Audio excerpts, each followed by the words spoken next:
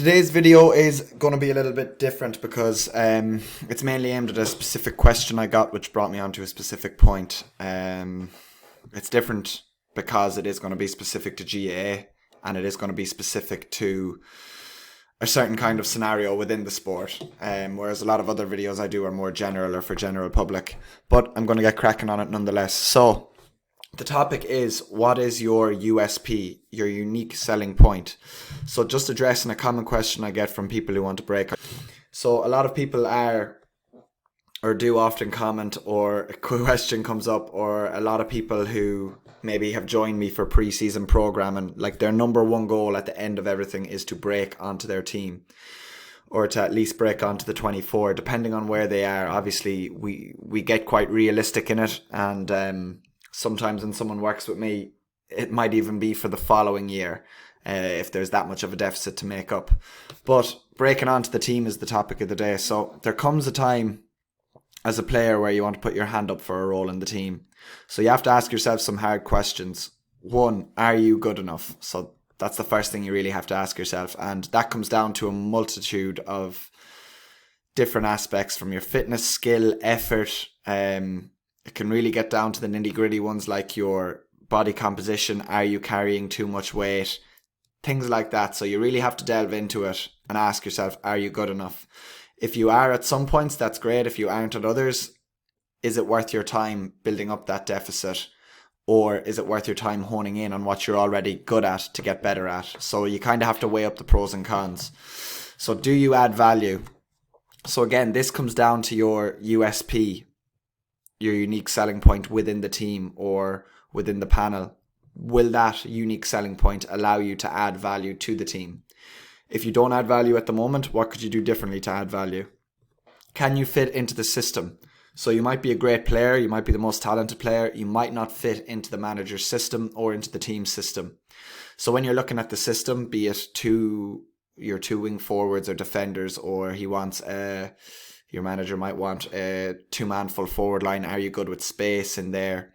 Are you able to hold your own if he brings everyone else back and you're the only man up front? If he brings everyone back, are you someone who is marking space or who's able to actively pick up a man or pick up a line?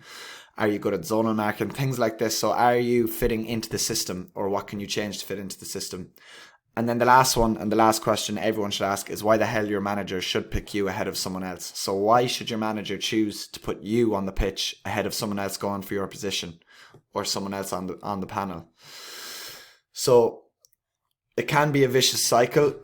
So in order to get better at football, you need to play more football. And this is something I kind of make known to a lot of my clients at the start, that even match fitness and fitness are totally different. So you can do all the running you want. Obviously, I would be a big supporter of getting a good preseason in and even keeping things ticking over in the off season. If you have a big deficit to make up, I'd be a fan of a hard off season. But at the end of the day, match fitness and fitness are different. So the only way you're going to get match fit is by playing matches. So this means you need games. Guess how you get picked for game time? Exactly. It's going to be coming down to the manager again. Why should the manager pick you? Because you have a unique selling point, or you have the potential to do something that someone else can't. So again, asking the hard questions, address everything, look at the positions you know are nailed down, look at the positions you could possibly fit into, assess the situation.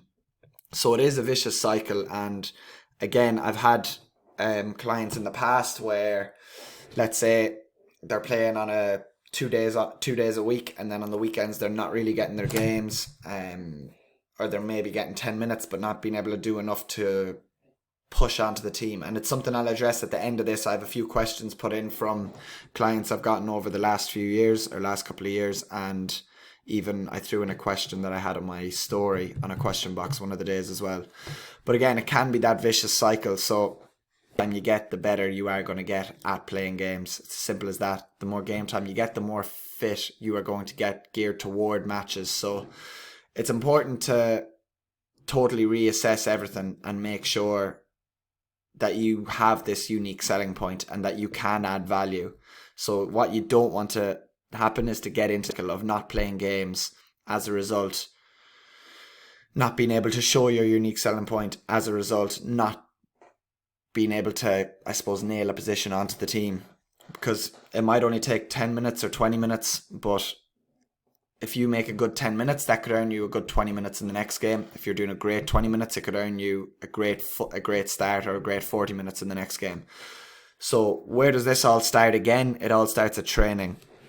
It's 2 nights a week for most teams, 3 if you've got no game, where you have the ability and you have a chance to show why you should be played. So again, it all comes back, if you break it down, to the training. And that's the training in front of the manager. So make your mind up. What can you do better than others, or what can you potentially do better than others? So again, really nailing down the basics. What do you have the ability to do better than others? Not naturally, but over the years, what would you say you have really, really improved on, or what can you do better, or what do you have the potential to do better? When I say potential to do better, maybe you're a very, very good shooter, but maybe you kick some wasteful ball. Maybe if we clean things up like that, you could potentially be better at that thing. So is it free taking, scoring from play, work rate, speed, tackling, fielding, mobility around the pitch, playmaking, distance running, evading tackles, breaking tackles, positioning and awareness? So it's definitely a good thing to point out your positives and point out your strengths ahead of your weaknesses. Because a lot of the time, I would be a fan of, if you are someone who is starting quite a lot, or who's broken onto the team and gotten onto the team, it is important to bring those weaknesses up. But in order for you to get onto that team, you might really need to solely focus on your strengths. So again, it starts at training. Are you converting the scores as a forward? Are you giving it to the man in the best position? Are you able to break tackles? Are you able to evade tackles? In the running drills, are you hanging around the middle of the bunch, or are you up at the front? So if your manager has you and another guy pitched at wing forward, and skill-wise you're the same, ability-wise, shooting pretty much the same, but he's looking at these runs at training and he's seeing the other guy is heaps and bounds ahead of you, I mean, it's a bit of a no-brainer for a lot of people who he's going to pick. It's not always going to be the fittest guy who's the best guy for the job, but at club level especially, and for most managers, it's going to come down to something like that. It's going to come down to those fine margins and those small percentages where the manager might think, right, well, if this guy is able to move from A to B at a much quicker rate than the other guy, and they're pretty much the same ability-wise, it's a bit of a no-brainer. Even if you have a better shot, or you can kick from distance, a lot of the time the manager is going to go with the guy who can run that little bit further. So you really need to make up your mind on your USP. So find out what you're good at and zone in on that. I would say for someone trying to break onto a team, it's more important, and I said it, I'll say it again, it's more important to hone in on the strengths, make that known before you start to bring the weaknesses up, because you can't bring the weaknesses up unless you get the game time first of all. So assess the team and gaps within the team. So if you look at your team, I mean, every club around the country can probably say there's 6 lads who are 100% starting at the weekend, and these are their positions. If you play with someone who's on a county team, or 2 guys are on a county team and they're corner forwards, or they're both in the full forward line, and maybe that's where you'd like to play, you have to say, okay, well, there's either one position open there, or I need to change my game to break onto the team somewhere else and get my hand in there. So it might take you breaking onto the team at centre forward or wing forward, getting a rake of scores up, showing some good movement within the full forward line here and there to be able to break onto the full forward line. But if you know at training that these lads are full forward, you really need to look and assess your options elsewhere and be realistic. So you need to know what the manager is looking for, both out of the system and the team and out of you. Be realistic with yourself. Do you need to lose weight? Do you need to get stronger? Do you need to build the engine? Or do you need to improve your skill? Or all of these? So you really need to think long term. If you're someone who is lagging around in the middle of the runs or at the back of the runs, and maybe for the last run you bust your gut and win, you're not doing yourself much favours, especially if you're out as a middle 8, or if you're someone who isn't a really talented reader of the game. You just need to be realistic with yourself and assess yourself. And if you're thinking, well, I'm finding it very hard to get these runs in and recover from these runs, you need to kind of think, well, am I strong enough? And if you are strong, think, okay, well, where's my body weight at? Where's my body fat percentage at, or my body fat compared to my muscle mass? How is my body composition? It's pretty simple. I mean, look at the best footballers around the country. Look at their physique, their shape, their running, their strength, their ability, their kicking off both feet, how well they perform the basics. And if you look at every single county team around the country, I mean, you're going to see 30 blueprints of how to be a great, great footballer. So you really need to hone in on that, and you really need to figure out what you can add to the team, or what you can do differently, or what you can do perfectly 9 times out of 10. So if your unique selling point is you have a 90% scoring rate, score to shot ratio, or whatever it is, you need to hone in on that and make sure it's known. So think long term. Then some further questions that come up is just a few statements. Either these have been on stories or come from lads I've worked with, but I'm training twice a week but not getting game time at the weekend. So this can kind of there can be a few different options here. So let's say you're training twice a week but not getting games at the weekend. So let's say you're training Tuesday, Friday, or Wednesday, Friday, and your game is a Sunday. If you're training those 2 days and on a Sunday you're showing up and there's 15 lads who are playing a full match, or 15 lads playing the majority of a match and maybe 4 lads getting on in that game, you know, that's 19 lads who are getting a good run out and who are getting to build their match fitness and game time fitness and understand the system they're playing and play in it and get some proper exposure. If that's not you, you need to be, and you want to be there. I mean, apart from the obvious, find out what your unique selling point is to break onto the team. I mean, you need to work. So if you're training Tuesday, Friday, and then you're at the pitch Sunday, you're not getting any game time. I mean, what are you doing the other days? Are you getting some extra sprints or runs in yourself? Because that's a day that, aside from the warm-up, lads are getting a good workout in that day, and they're only getting fitter, they're only getting better on the ball, they're only getting more exposure. And that gap gets so much larger between you and them. So if you were to just, I suppose, whinge and sit at home and think, I train on Tuesday, I'll show them, you're not doing yourself any favours. You need to get out the Sunday. Or look, realistically, if you think, if you're training a Tuesday, Thursday, and you know for a fact you won't be getting any game time Sunday, take a chance, get out the Saturday, do some sprints, do some ball work, do whatever you need to do. But you need to make up that deficit. So lads who are getting the game, let's say this is you and this is them, they're going to keep moving forward the more game time, and you're going to stay put right there. You need to close that gap to make the chances a little bit easier on yourself. And that is going to be from you getting out there an extra day and putting in the work. Obviously, I'm not even talking about the 4 other days, but what are you doing on those days? Are you getting your strength work in? Are you getting your hamstring work in? Are you getting your sprint work in? Are you getting your skill work in? Whatever you need to work on needs to be spread throughout the week, so that's on you. Another one, training twice a week, playing games but struggling with fitness. So there's usually 3 options here. The first one is you're struggling with fitness because we've just started the season, and it's going to take a while before you get fit. You need to just let the body adapt to that. You will get match fit the more matches you play. It's not going to feel great the first few times, no matter who you are. Next thing is kind of, are you overloaded a little bit? Do you need to deload? Are you overdoing it? Are you burning the candles at both ends? And then the other one is, when struggling with fitness, is do you actually just need some extra work? So for a lot of lads, I would be saying, is it your lungs or your legs giving up? And if it's your lungs that are giving up or your breathing, I would be more geared toward improving your cardiovascular system. So picking a day you're not on the pitch, hitting the rower, ski erg, the bike, whichever, performing intervals on that, getting the heart rate spiked, and performing some good work on that. If it's a thing you can and you can afford to, and it's kind of earlier in the season, I would be saying, otherwise on the 4th day, get out for a long run. If you're training 3 days a week already, or twice a week or whatever, get out on a 4th day and get a long run in. Keep the heart rate low, like 130 to 150 beats per minute max. Keep a long run, 40 minutes, and just get some old school engine aerobic work in.